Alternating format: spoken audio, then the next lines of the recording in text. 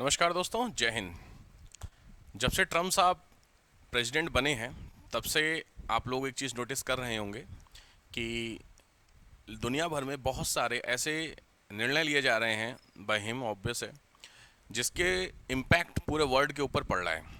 चाहे वो आपका WHO की मान्यता जो होती है उसको ख़त्म करने की बात की गई हो, यूनेस्को में जो मेंबरशिप होती है उसको हटाने की बात की गई हो, डिप्लोमेटिक रिलेशंस की अगर बात करते हैं तो इंडिया, चाइना, रशिया, साउदर्न जो पोर्शन होता है या फिर आपका वेस्ट एशिया का जो पोर्शन, उनके साथ जो रिलेशंस हैं उन सबको लेकर के रिसेंटली टैरिफ का भी कंसर्न आपने देख ही लिया इंडिया को लेकर के कि आप अगर रशिया से तेल खरीद रहे हैं देन आपको टैरिफ ज़्यादा चुकाना पड़ेगा। तो उसी सिलसिले में एक नई इंसिडेंट को ऐड किया गया है by the Trump government, which is called H1B visa, जो कि मेनली इन वर्ल्ड के बाकी देशों से जो यूएसए में लोग जाते थे फॉर द वर्क, काम करने के लिए, उनके लिए जो वीज़ा इशू होता था उस वीज़ा को लेकर के कुछ चेंजेस किए गए हैं। तो वो क्या चेंजेस किए गए हैं और उसका क्या इम्पैक्ट होता है उसको कोशिश करेंगे आज के सेशन में हम लोग समझने की। तो चलिए स्टार्ट करते हैं। सबसे पहली बात की जाए तो अमेरिका अब H1B वीज़ा के लिए हर साल लगभग $1 लाख एप्लीकेशन फ़ीस वसूलेगा। कितना? $1 लाख रुपए। $1 लाख कन्वर्ट करेंगे अगर हम लोग रुपीज़ में, दैट इज़ 88 लाख अप्रॉक्स, जो भी 80, 88, $89 के हिसाब से चल रहा है रुपये के हिसाब से। तो अभी के समय की बात की जाए तो लगभग आपके 90 लाख रुपए अप्रॉक्स मान के चलिए, 88 है, कल को 90 होगा। तो उस चीज़ को लेकर के राष्ट्रपति ट्रम्प ने शनिवार को व्हाइट हाउस में इस ऑर्डर पर साइन किए। ये चार्जेस आपके 21 सितंबर से लागू होंगे। H1B वीज़ा के लिए पहले जो आपके लगते थे कितने लगते थे? 6 लाख रुपए लगते थे ऑन एन एवरेज, और ये वैल्यू कितनी होती थी? 3 साल के लिए होती थी। अभी वो सेम चीज़ कितनी कर दी गई है? 88 लाख रुपए पर ईयर कर दी गई है। इट मीन्स अगर आप 3 साल के लिए जाएंगे तो 88 इंटू 3 उस सिस्टम पे काम किया जाएगा। इसे दोबारा फीस देकर 3 साल के लिए रिन्यू कर सकते थे आपका इस जो 6 लाख रुपए थे। अगर सालाना 88 लाख रुपए के हिसाब से जोड़े तो अब अमेरिका में H1B वीज़ा के लिए 6 साल में लगभग आपको 5.28 करोड़, यानी 5 करोड़ 30 लाख रुपए आपको देने पड़ेंगे for the H1B visa for the tenure of 6 year. यानी जो चीज़ 6 लाख में पहले आपकी हो जाती थी, फिर 6 लाख दोबारा से देकर के यानी 12 लाख में हो जाती थी, वो चीज़ के लिए अब आपको लगभग 5.5 करोड़ रुपए देने पड़ेंगे। ये है drastic change in the visa policy of USA. अब इस चीज़ को लेकर के दुनिया भर में पूरा बवाल मचा हुआ है कि जो ट्रम्प साहब है वो डिसीजन सोच समझ के नहीं लिए हैं, क्या होता है, क्यों होता है। तो आप समझते हैं पहले ट्रम्प साहब का कि जो H1B वीज़ा होता है वो H1B वीज़ा है क्या। देखिए, बेसिकली H1B वीज़ा अमेरिका में एक गैर प्रवासी वीज़ा होता है। गैर प्रवासी वीज़ा का मतलब होता है कि जो अमेरिका में रहने वाले लोग नहीं होते उनके लिए इशू होता है, जो किसी विदेशी नागरिक या कामगार के लिए 3 साल के लिए जारी होता है, जिसे बाद में 3 साल के लिए एक्सटेंड कर सकते हैं। तो 3 साल के लिए इनिशियल होता है, उसके बाद 3 साल के लिए एक्सटेंशन पे जाता है। जो कंपनियां अमेरिका में हैं उन्हें यह वीज़ा ऐसे कुशल कर्मचारियों को रखने के लिए दिया जाता है जिनकी अमेरिका में कमी हो। मतलब ऐसी कंपनी जो यूएस बेस्ड है वो दुनिया भर से लोगों को अपने यहाँ काम करने के लिए लाती हैं, तो उसके लिए अमेरिकन गवर्नमेंट इस वीज़ा को इशू करती है। ये उन लोगों को दिया जाता है जो किसी उस काम में माहिर, ऑब्वियस बात है, जो प्रोफेशनल्स होते हैं उनको। जनरली किसको दिया जाता है? आईटी वाले लोगों को दिया जाता है। इस वीज़ा पर आप पहले साल 3 साल में अमेरिका में रह सकते हैं और उसे 3 साल के लिए आप एक्सटेंड कर सकते हैं with a fee of 12 lakh. इस वीज़ा के लिए ग्रेजुएशन की डिग्री होना कंपलसरी है। अगर किसी के पास ग्रेजुएशन नहीं है और वो बहुत काबिल आदमी है, मतलब बहुत ज़्यादा स्किलफुल है, प्रोफेशनल्स है, तो उसको ऐसे भी दिया जा सकता है विदाउट द ग्रेजुएशन। हर साल यूएस गवर्नमेंट H1B वीज़ा देती है हर साल। सामान्य लोगों के लिए 65,000 और हाई एजुकेशन वालों के लिए 20,000 अतिरिक्त वीज़ा होते हैं। यानी जनरल के लिए कितने होते हैं आपके? 65,000 और 20,000 एडिशनल, तो कुल मिला के 85,000 वीज़ा पर ईयर इशू किए जाते हैं बाय द यूएस गवर्नमेंट। जो कंपनी आपको H1B वीज़ा पर रखती है उसे आपको वही सैलरी देनी होती है जो किसी अमेरिकी को देती है, ऑब्वियस बात है, नहीं तो आप काम नहीं करेंगे, ऑब्वियस है। H1B वीज़ा वाले की पत्नी या पति H4 वीज़ा पर भी आ सकते हैं। अगर किसी H1B वीज़ा धारक को ग्रीन कार्ड मिलने वाला है तो उनके पार्टनर को काम करने की आवश्यकता भी उसमें आप चाहें तो इजाज़त भी मिल सकती है। मतलब H4, तो H1B वीज़ा के थ्रू कोई भी व्यक्ति यूएस में जाके काम करता है और H4 वीज़ा में उसका जो पार्टनर होता है उसको इशू कर दिया जाता है, तो वो यूएस में जाके क्या कर सकता है? काम भी कर सकता है।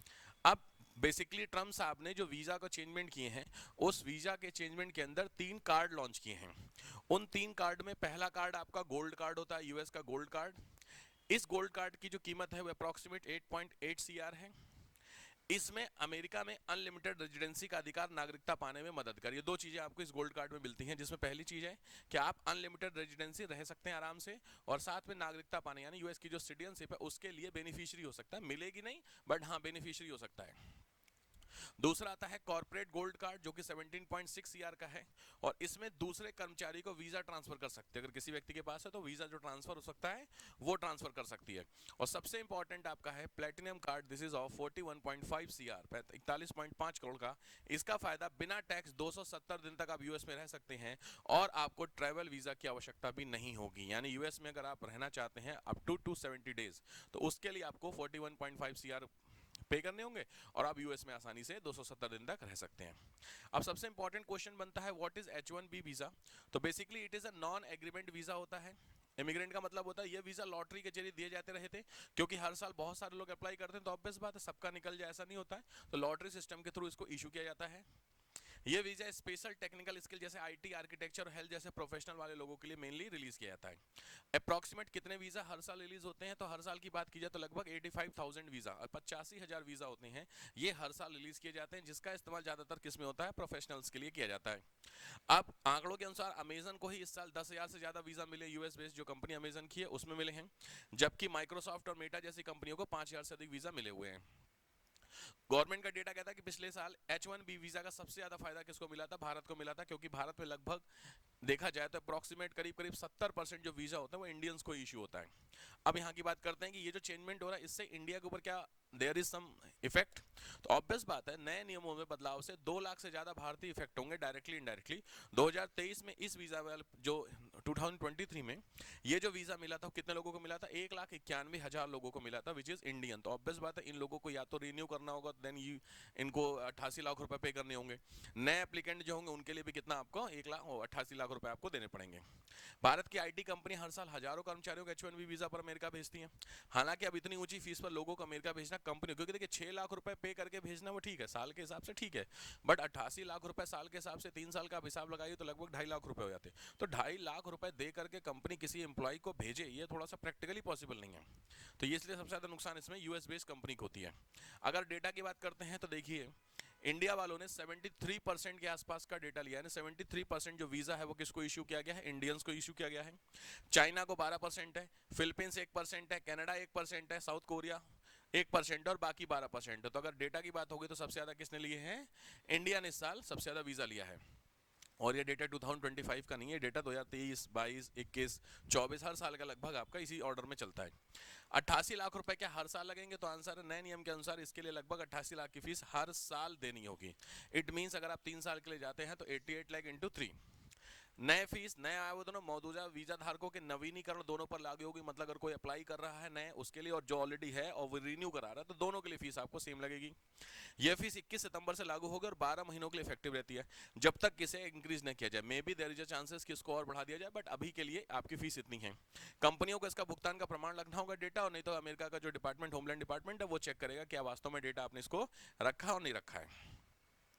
अब कौन सी कंपनियां सबसे ज्यादा H1B वीजा स्पॉन्सर करती है, तो ऑब्वियस बात है जो सबसे ज्यादा आईटी बेस्ड कंपनी होती है दुनिया भर में वो सबसे ज्यादा इस वीजा को स्पॉन्सर करती है। तो उन्हीं का सबसे ज्यादा आप कह सकते हैं क्या है, नुकसान है। अब इस चीज का मैं अगर डेटा दूं कंपनी कौन सी कंपनी जो सबसे ज्यादा आपको दे रही है, तो देखिए इस साल अमेजन ने 10,043 लोगों को, TCS 5505, Microsoft 5188, Meta 5123, Apple 4202, Google 4181, Cognizant 2492, JP Morgan 2422, Walmart 2390 and delight 2353। तो ये बेसिकली कुछ कंपनीज थी जिन कंपनीज ने डेटा दिया हुआ है वीजा अप्लाई करने के लिए ऑफ द इंडियंस। ये इंडियंस लोगों को इतना अप्रॉक्सीमेट किया गया है, वीजा दिया गया है।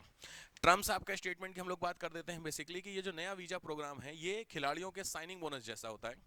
जिस तरह कोई भी खिलाड़ी होती है, टीम होती है, वो अपने सबसे अच्छे खिलाड़ी को क्या करती है, बोनस देती है। सेम कहानी उसी तरीके से जो क्वालिटी के लोग होते हैं जो 88 लाख रुपए पे कर पाएंगे वो लोग यूएस में वीजा पाने के हकदार होंगे। तो यहाँ पे सबसे इंपॉर्टेंट चीज ये हो जाती है कि क्या ये पॉलिसी सही है कि गलत है। सबसे इंपॉर्टेंट लास्ट में समझने वाली बात है। तो ऑब्वियस देखिए पॉलिसी किसी भी देश के लिए कंट्री टू कंट्री वेरी करती है, कोई भी पॉलिसी होती है। ये पॉलिसी अमेरिका के लिए शुरुआत में बहुत फायदा करेगी, लेकिन बाद में क्योंकि अमेरिका में जितनी भी मेजर कंपनी है वो सारी मेजर कंपनी में जितने भी प्रोफेशनल्स हैं वो मैक्सिमम इंडियंस हैं। आप कहते हैं एग्जांपल बोला जाता है कि जो यूएस है उसको इंडियन ही चला रहे एक तरीके से। तो अगर इंडियन ही चला रहे उस चीज को लेकर के तो आप इंडियन को होल्ड कर देंगे तो कहीं ना कहीं आपके ऊपर इंपैक्ट पड़ेगा इस चीज को लेकर के। अभी नहीं, टाइम बिंग प्रोसेस होती है, 10-20 साल के अंदर आपको इसका इफेक्ट दिखेगा। उस टाइम बिंग में हमारा जो सबसे इंपॉर्टेंट काम होता है वो काम होता है आप अपना जो स्वदेशी वाला पोर्शन है उसको लगातार इंक्रीज करिए। तो जितना ज़्यादा इंडिया बेस्ड कंपनी इंक्रीज करेंगी तो ऑटोमेटिकली आपको बाहर जाने की नीड नहीं पड़ेगी, आप इंडिया को ही ग्रो करेंगे, तो जो बाहर के प्रोफेशनल्स होंगे वो इंडिया में आने की कोशिश करेंगे। ठीक है, तो ये बेसिकली कुछ वीज़ा पॉलिसी को चेंजमेंट किए गए थे by the USA. Let's see इसका रिजल्ट क्या होता है, इंडियन गवर्नमेंट का रिटेलिएशन क्या होता है, क्योंकि इंपैक्ट तो ऑब्वियस है, 77% वीजा इश्यूड फॉर इंडियन, तो ऑब्वियस है इंडिया के ऊपर इंपैक्ट तो पड़ेगा ही पड़ेगा, बट लॉन्ग टर्म में अगर सोचा जाएगा तो इसका इंपैक्ट बहुत ज़्यादा नहीं पड़ने वाला है। ठीक है, चलिए मिलते हैं आपको नेक्स्ट वीडियो में। थैंक यू, जय हिंद।